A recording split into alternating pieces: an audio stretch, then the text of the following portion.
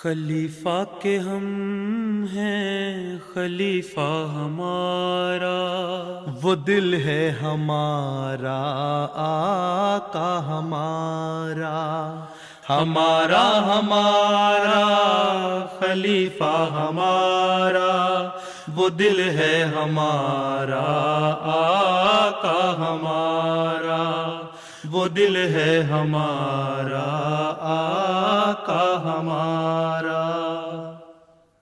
Assalamu alaikum and welcome to This Week with Huzoor. We are honored to present highlights of two virtual mulaqats held with Ghulam and Atfal from the USA.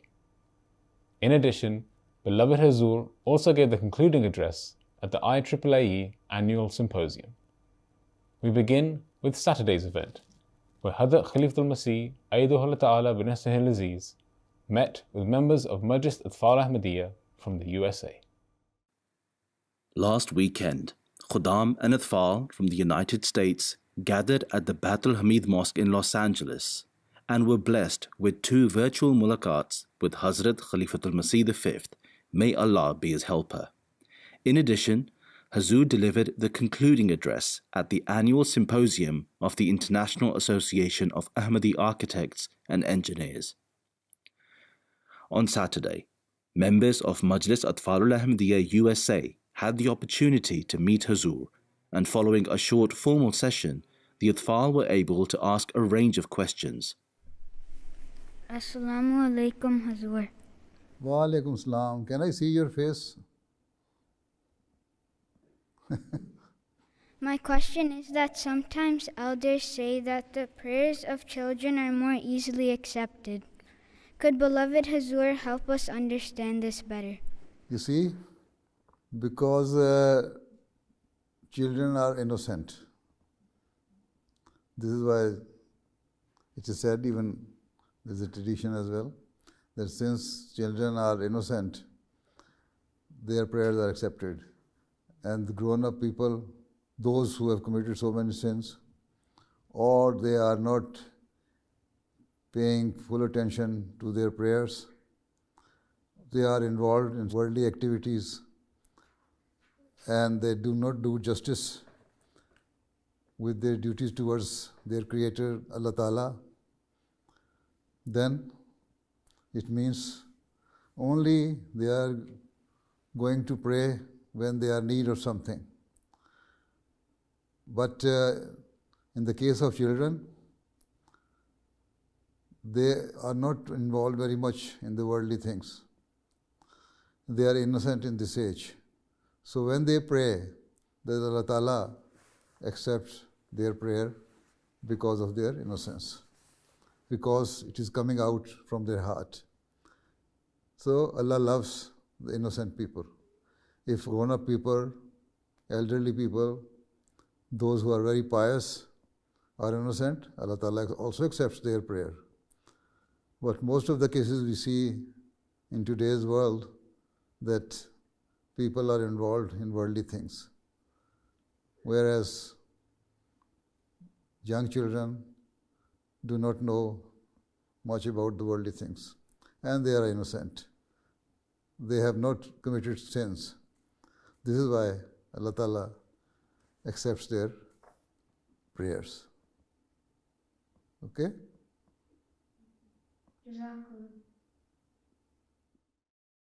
Can beloved Huzoor please explain the difference between arrogance and confidence, and how can one make sure that he is not being arrogant? What is arrogance? You know what is arrogance? A part of arrogance I feel is being overconfident in certain Not overconfidence. That when you think that whatever you are saying is correct and whatever other people are saying is wrong. It is not wrong to think that you are right, but it is wrong to behave in a way that shows that you cannot tolerate the opposition. And you start quarreling with them, arguing with them in a manner which is not appropriate. And always think that you are always right. That is arrogance. Whereas the confidence is that whenever you are talking, you talk with substantial proofs. So if you think whatever you are saying, you have the argument for it, then you can give your arguments. And if other person accepts your arguments, well and good, but you know that you are well aware of this subject and you are confident that whatever you are talking, you have proof to prove it. That is your confidence. But if you debate with somebody and your argument is refuted or people refuse to accept you, then you become angry and start fighting with them. That is arrogance. So this is the difference. You should have confidence, and for confidence you will have to increase your knowledge. But sometimes arrogant people do not have knowledge, despite that they think they are right. So those who are confident, they have the knowledge to support their argument. And whether somebody accepts your argument or not, you know that you are well aware of this subject. And so instead of fighting or quarreling or arguing with them, you just stop, okay, whatever you are saying, I accept. Even Hazrat Mirza Masroor Ahmad has quoted that there used to be one king. There is this narration. And he used to write the Holy Quran with his hand. One time, a scholar came to meet him, and he saw the written words of the Holy Quran, which were written by the king. The scholar said that you did not write this word correctly. The king just encircled that word. And when that so-called scholar left, the king just erased that circle. The people sitting with him asked that, why did you encircle the word and now you have erased it? The king said, I wrote it correctly. I was right. But since this so-called scholar thought that he is right, so instead of arguing with him, I just encircled the word so that he is satisfied that I have marked it. Instead of arguing it wrongly, he did not show arrogance. See, he showed the height of humility. Despite being king, he did not argue, and this is confidence and also shows that how we can avoid arrogance. Jazakallah, Huzoor. Assalamu alaikum, beloved Huzoor. Wa alaikum assalam. My question is, how can we be happier? How old are you? 9. 9? You should always be contented. Always think that Allah Ta'ala has blessed you with so many things. Allah Ta'ala has given you good health, has given you good physique, has given you beautiful face, your eyesight is good. Allah Ta'ala has given you ears with which you can hear everything. Allah Ta'ala has given you mouth and tongue with which you can speak good things. And thank Allah Ta'ala all the time. And He has provided you all the facilities. He has given you the opportunity to go to school and educate yourself. He has given you good parents and good siblings. Then it makes you happy. Do you have brothers and sisters? Yeah, I have 2 younger brothers. Achha. Even if they do not behave well with you, even then, always be happy. And thank Allah Ta'ala that has given you so many things. You see, there are quite a number of people in this world, even their basic rights are being deprived. They do not get enough food to survive. they do not have the opportunity to go to school. Sometimes they drink dirty pond water, whereas you are drinking bottled water or clean water from your tap. So, if you think that how Allah Ta'ala has blessed you with so many things, so we'll be happy. And if you are thankful to Allah Ta'ala, Allah Ta'ala will always keep you happy. Okay? Always see those people who are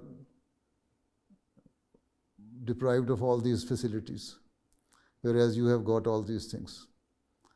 You see, this is why there is a tradition of the Holy Prophet ﷺ. He said that when it's a matter of religion, of piety, of good things, then always see those people who are better than you.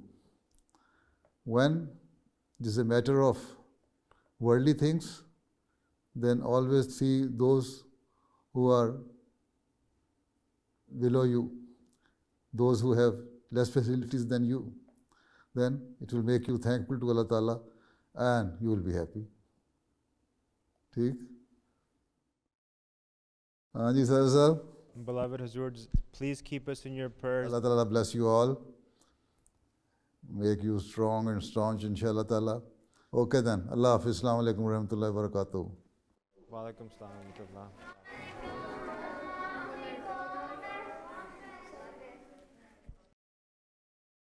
Later that day, Hazrat Khalifatul Masih V, Ayyadahullah Ta'ala bin Israel Aziz, delivered the concluding address at the IAAE International Symposium. During his address, Huzoor warned of the far-reaching and devastating consequences if the situation in Ukraine escalated. Huzoor stated that if a world war were to erupt, it would be the duty of Ahmadi Muslims to seek to rebuild society. Where we must pray that the world's leaders see sense and de-escalate before it is too late. We must also stand ready to play a leading role in rebuilding society if, God forbid, such horrific circumstances ever come to pass. Certainly, in the aftermath of such a war, humanity will face the monumental challenge of rebuilding the world piece by piece. And it will be our duty as Ahmadi Muslims to be at the forefront of that effort. If, God forbid, the world's political powers remain bent on forcing the world into a blazing fire of warfare and destruction, it will be our task as Ahmadi Muslims to be there to pick up the pieces and to apply cooling balm upon the scorching wounds of mankind and society. It will be our obligation and duty to strive to rebuild society and to save mankind from further turmoil and sorrow. The following day, members of Majlis Qudam al-Ahmadiyya USA also had the chance to meet Huzoor and to ask questions. My question is, how can a Qadim who struggles with the clash of the Western culture he was born into and the Eastern culture of his parents solidify his identity as the product of both and continue to be a good Ahmadi Muslim? Islam is a universal religion. And then if Islam claims that it is a universal religion, then there should not be any question of culture there. People of different cultures will join Islam, right? If you convert the whole of United States or majority of Americans into Ahmadiyyat, then will they adopt your Asian culture? No. They will only follow the teachings of Islam.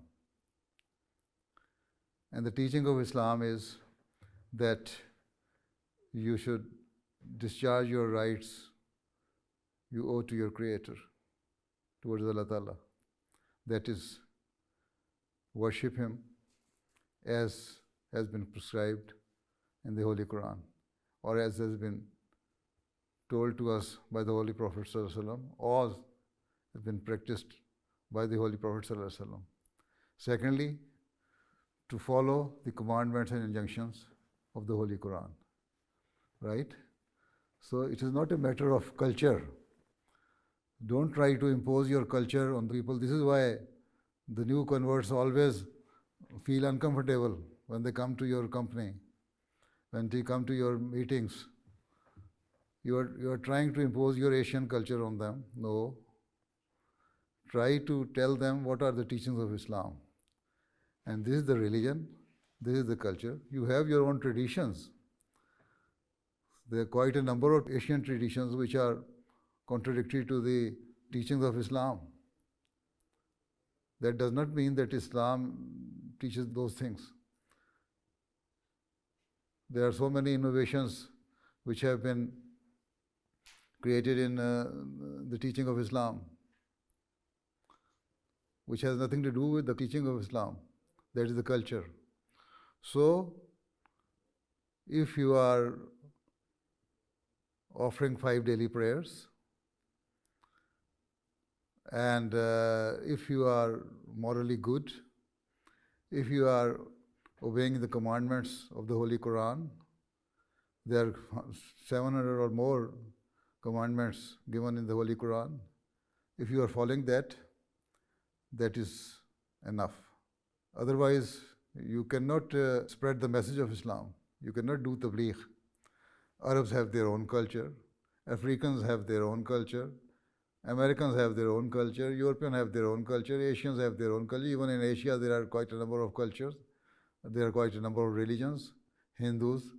And Pakistani culture has been influenced by Hindu culture, because during the olden times, both of us were living together. So, always see what is the true teaching of Islam.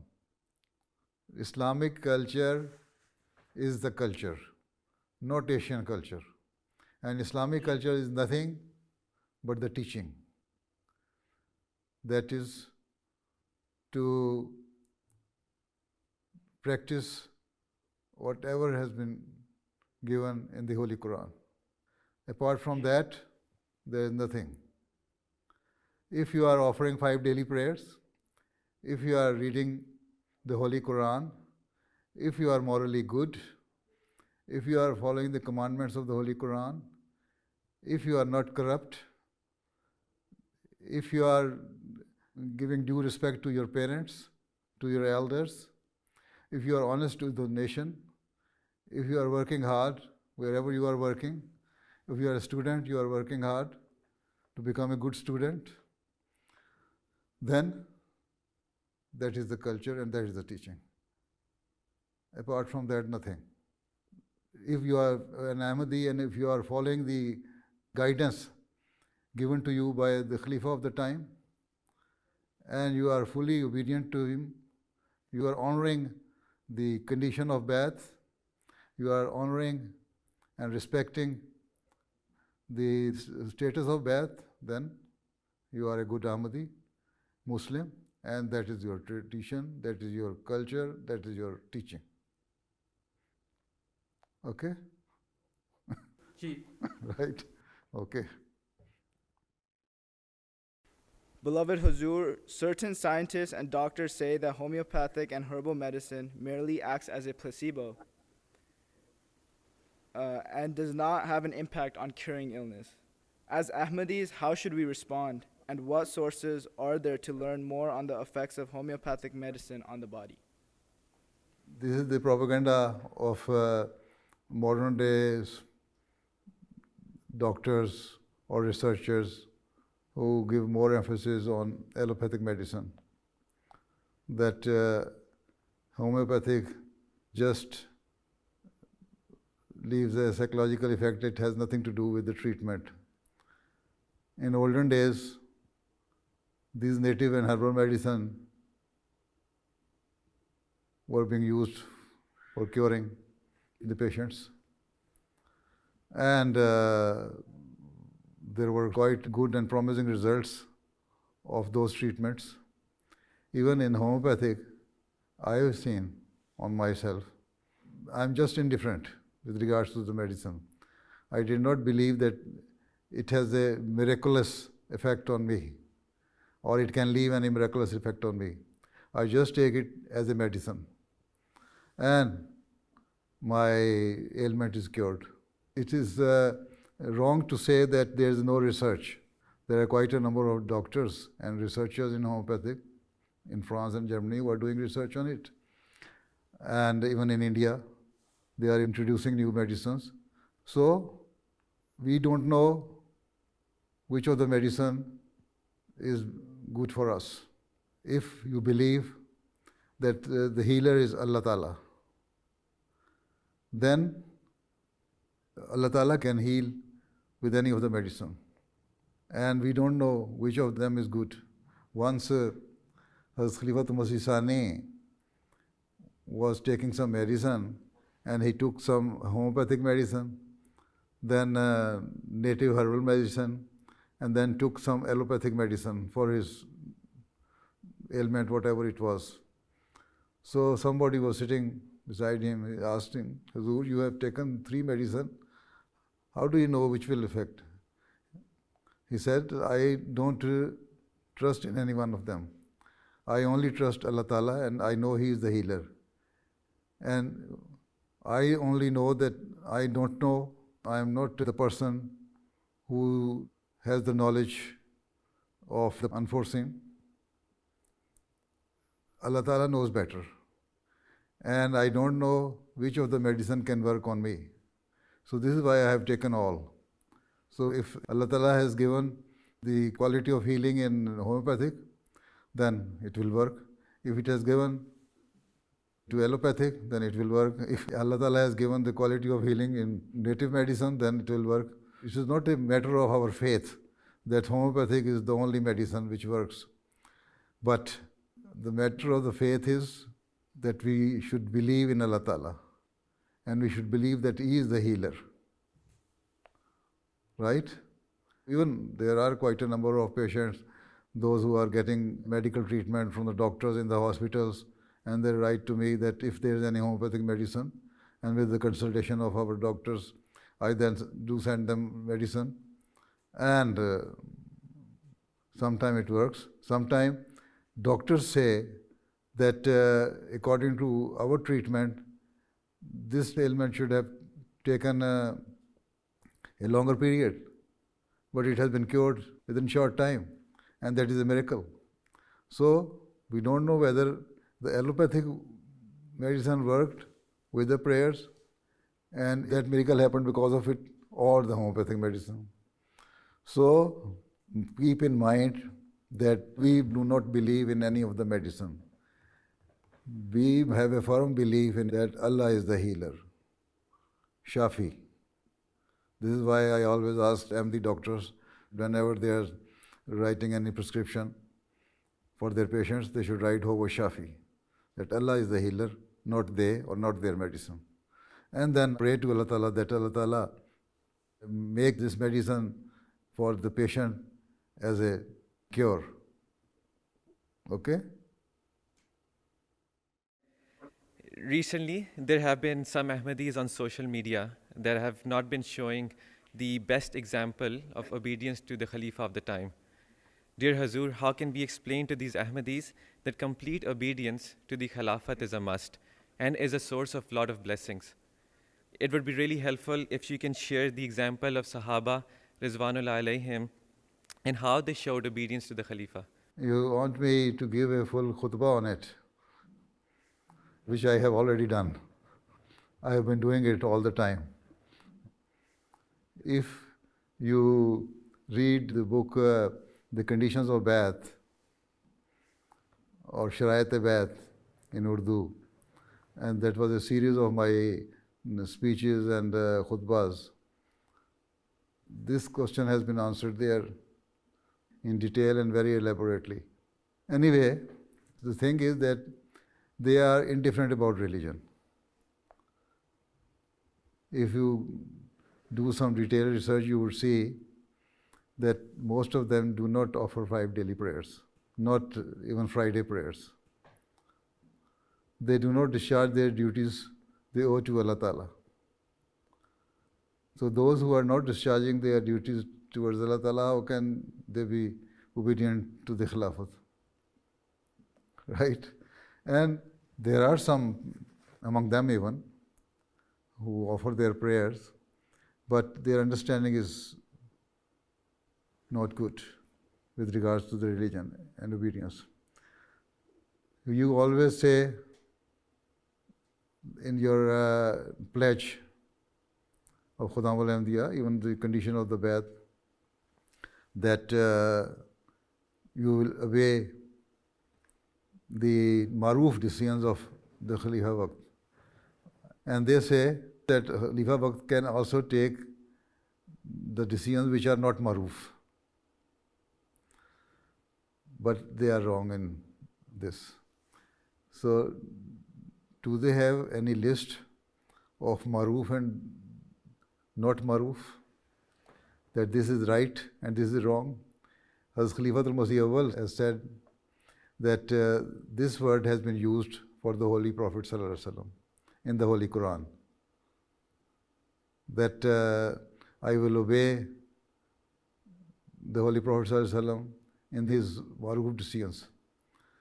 So Khalifa Awwal said that have they made any list of maroof and not maroof decisions of the Holy Prophet ﷺ? So he said that the meaning is that whatever Allah has commanded, they will follow that one. Just last Friday's khutba, I mentioned that Hazrat Abu Bakr radhiyallahu anhu said in his first sermon that whenever you see that I am deviating from the Quranic injunctions, commandments, and the Sunnah, then guide me and don't obey me. But apart from that, you don't have the right. So that means Khalifa of the time always guides you according to the teaching of the Holy Quran, commandments given in the Holy Quran and the Sunnah. And once he gives the directives or guidance to you according to the Quran and the Sunnah, then you don't have any excuse to say we disobey.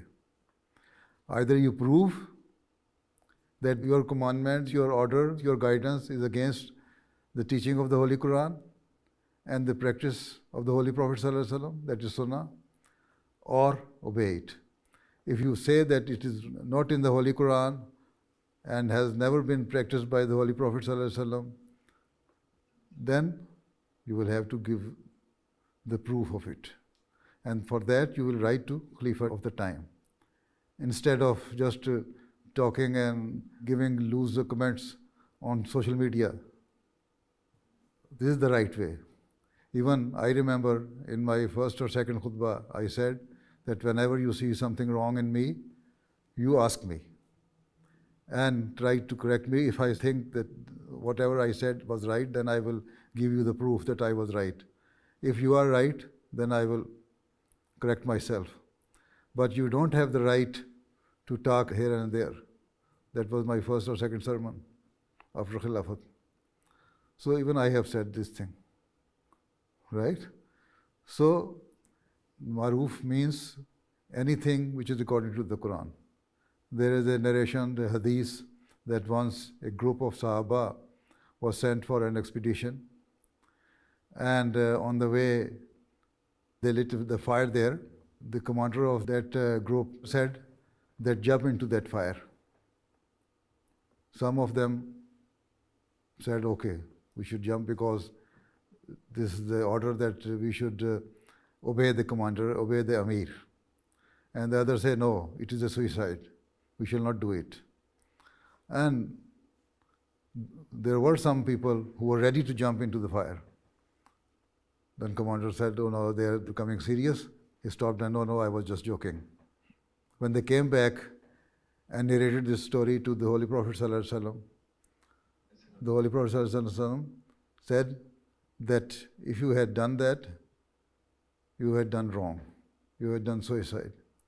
This decision of the commander was not maroof and not according to the teaching of Islam and the commandments of Allah Ta'ala. And those who refused to do it, they took right decision. And those who were ready to jump into the fire, they were wrong. And commander was also wrong by giving this decision. So this is the thing, that any decision which is against the teaching of Quran and the Sunnah is not maroof. And you have the right to disobey it. But the decision which is according to the Quran and Sunnah, you have to obey it. Right? But if you say that this decision is not good and this is not right, then you write to the Khalifa of the time. Ask him, why you are giving this decision? Why you are asking us to obey this order or guidance, whereas it is wrong, it is against the teaching of Quran and Sunnah. Then Khalifa of the time will ask them, either he will prove that his guidance was right, or he will admit that, okay, you are right, so, and then he will take the decision back. But you have no right to spread and mislead the people on social media. Okay? ठीक है? Huzoor, my question is, some Atfal and Qadam become detached from the Jamaat because their parents do not bring them to the mosque. Once this has happened, it is very difficult to build a relationship with these Atfal and Qadam. What guidance does beloved Huzoor have for this issue? If they have become detached from the Jamaat because of their parents, then there should be combined and consolidated effort by this Jamaat system, Ansarullah and Ahmadiyya, to do the tarbiyat of those parents or elders. They should try to remove the grievances they have, because parents are normally detached from the Jamaat because of their personal grievances with the office bearers. If office bearers are good, they will also change. So this is the duty of office bearers, that they should remove the doubts and grievances they have in their minds. Once they are reformed, then children will also be reformed. But at the same time, Ahmadiyya and Ahmadiyya should make a plan that they should have personal attachment or friendship with those Atfal and Khudam.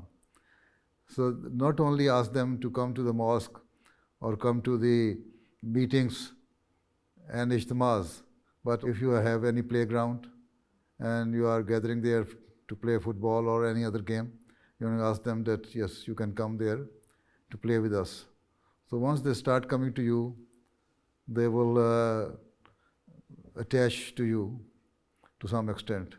And with the passage of time, they will also improve their relation with the Jamaat and with you.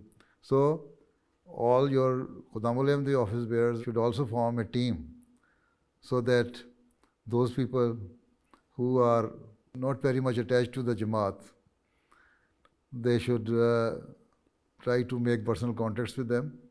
In this way, they will come close to you. Right? But before that, a consolidated effort should be made by the whole system of the Jamaat, the mainstream Jamaat and auxiliary organizations, to remove the grievances and doubts of their parents, and Lajna as well. If they are reformed, then they themselves attached to the Jamaat, then children will also start coming to the mosque. Otherwise, it is quite possible that you might be successful in attaching the children, but after some time their parents ask them to, no, you are not allowed to go to the mosque. So if they are children of the age of 15 or below, If they are above that, then they can have their own decision. But as I have said, that we have to reform the whole family. And for that, we have to make some concerted effort. Right? Assalamu alaikum. Anji Sadr Sahab, now time is over. I think quite a number of questions have been answered. I can see very pious faces, those who are sitting here. They are good-natured IslamAhmadiyya, mashallah. Allah Ta'ala strengthen them in their faith and make them the good asset for the Jamaat and for their nation as well. Okay? Assalamu alaikum wa rahmatullahi wa barakatuh.